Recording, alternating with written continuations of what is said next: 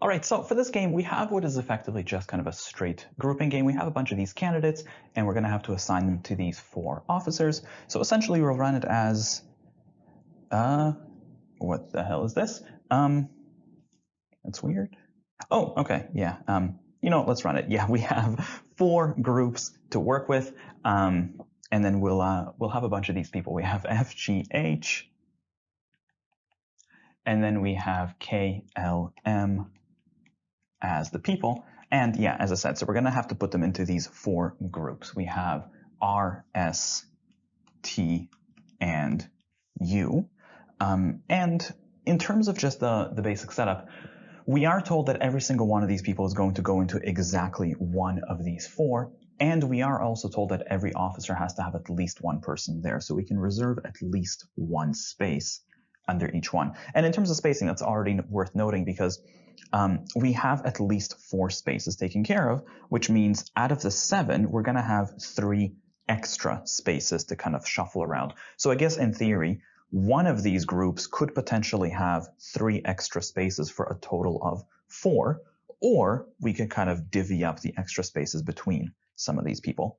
Anyways, from there, let's take a look at the rules. So the first rule says that G has to be evaluated by U. So I guess we can say G is going to go to U, and we can lock that in place.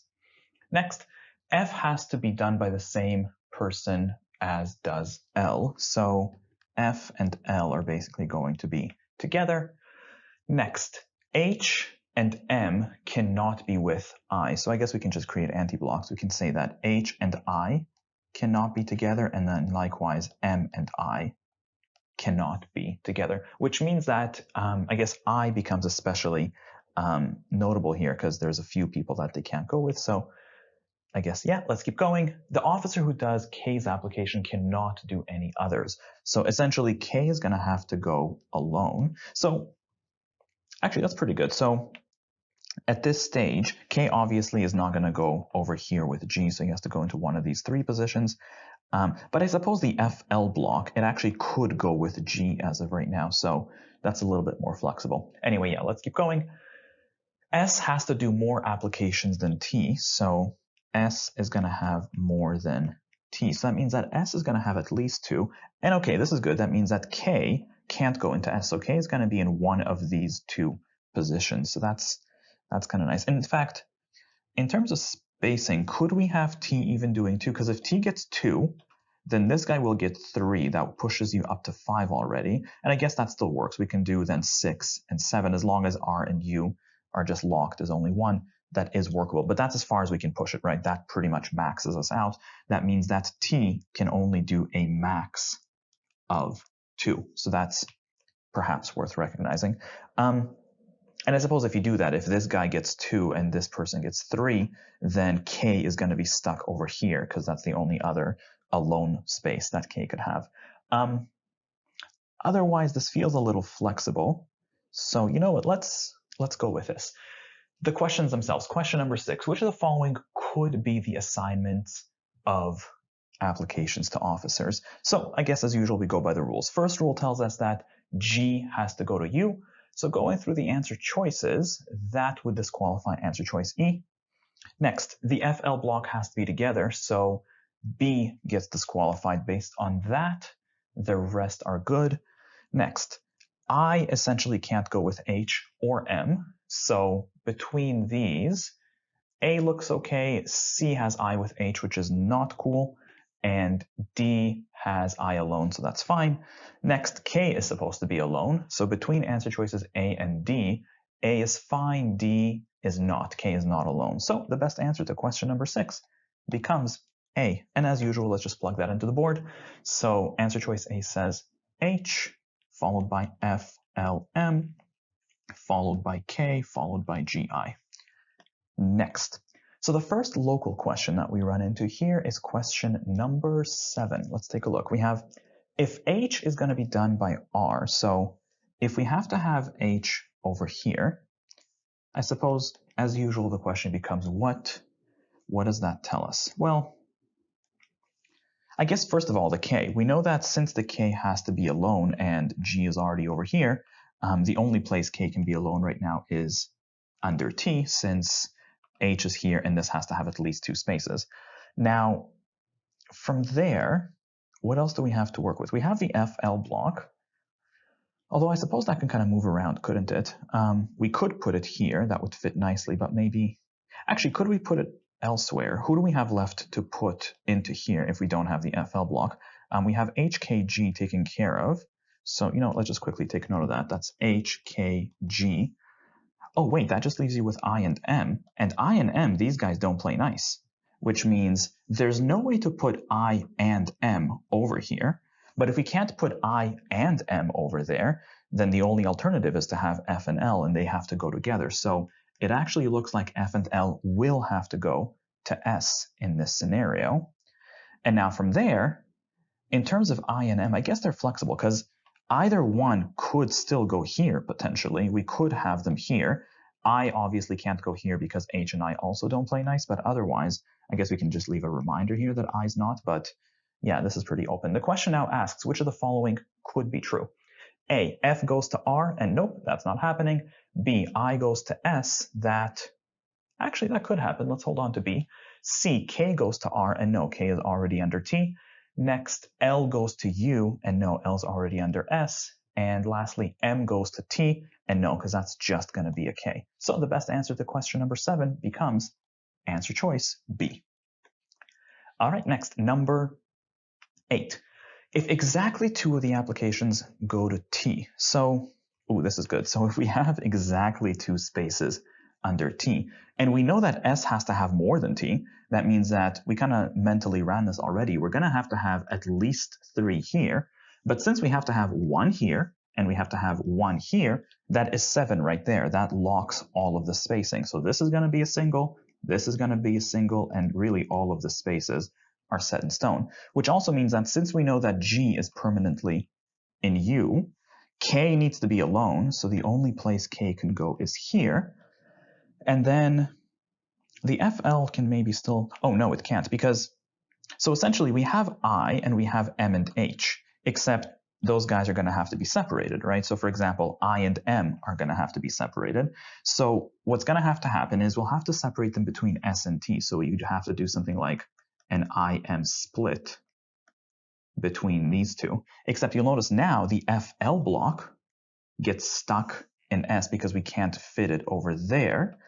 And moreover, we can't really put an I here, can we? Because I would have to go there either with H or M. So really, it's just going to be the I is going to go into S over here. And then H and M are going to have to go under T. So now the question asks, each must be true except, so what doesn't have to be true? A, exactly 1 goes to R, that's true. Exactly 1 goes to U, that's also true. F goes to T, that is not true, that is false because F is currently going to S. So C is viable. Just in case though, let's take a look at the rest. I goes to S, that is true. And L goes to S, that is also true. Best answer to question number 8 is C. Next, question number 9. Let's take a look. If the officer who does M's application doesn't do anything else, so essentially M is going to be alone, which, okay, so now M is going to be alone, and we know that K is going to be alone. So what's going to happen essentially is they're going to have to go into R and T, right? Because they're not going to go alone here because G is already there, and this has to have 2. So I don't think we know which is which, but what's going to end up happening is you're going to have an M or a K locking this and an M or a K locking that. So that takes care of these guys. Now, from there, what else do we have? Oh, well, I suppose we still have I and H, which don't play nice. So we're going to have to divvy them up between S and U. So one of them is going to go into S, and then the other one is going to go into U.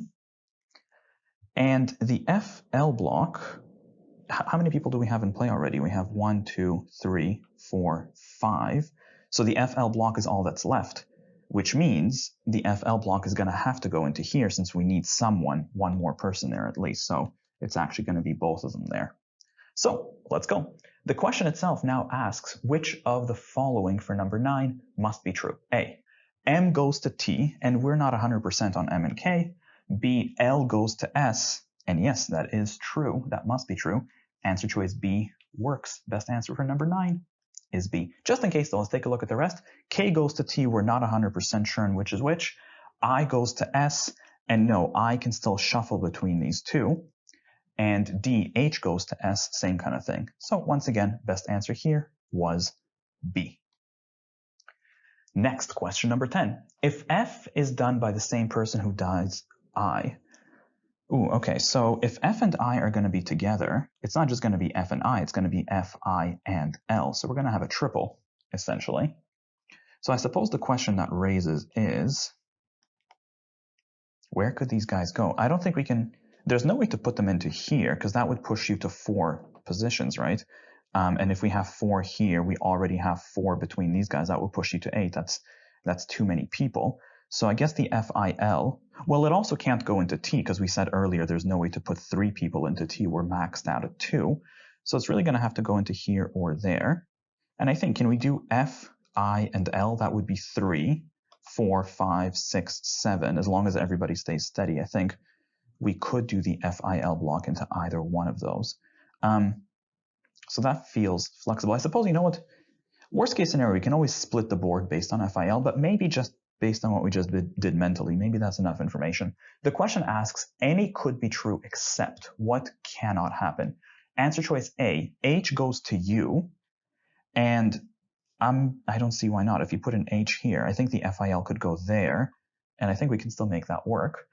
B, K goes to T, and as long as that's a single, which it easily could be, I think that's fine. Next, L goes to U, and yeah, there it is. There's no way to put the L with the block into the U, as we said.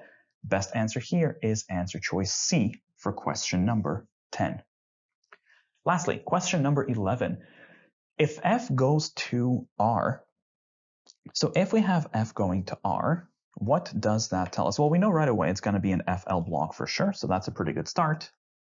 And moreover, since we know that, again, we already have 2 people here, and G is going to have to go into U, that means that the K, who goes alone, can only go into T. So that's going to be locked. Now, in terms of spacing, what do we have? We have 2, 4, 6, 2, 4, 5, and 6. We have 6 spaces taken care of, so we only have 1. We still have 1 more space to shuffle around, and that is pretty flexible. Now, who do we have left? We have, oh, wait a minute. We've got I, M, and H. I think they're the only guys remaining, because if we just take a look at the original lineup, F, L, K, and G, yeah, I, H, and M are the only one left. So if I, H, and M are the only ones left, and we're going to have 2 of them in here, but I doesn't play nice with either H or M, we cannot put an I here, which means that H and M are going to have to go into here. And I can basically just move between here and there. So I suppose this is actually locked. There's nobody else that can go there. I will just go with either the G or the FL block. So the question asks, for how many of the other applicants is the identity of the officer? Basically, how many people can we lock down other than F? Well, other than F, I guess that would be 1, 2, 3, 4, 5. There would be 5 other people whose positioning we have locked. Best answer to question 11 is E.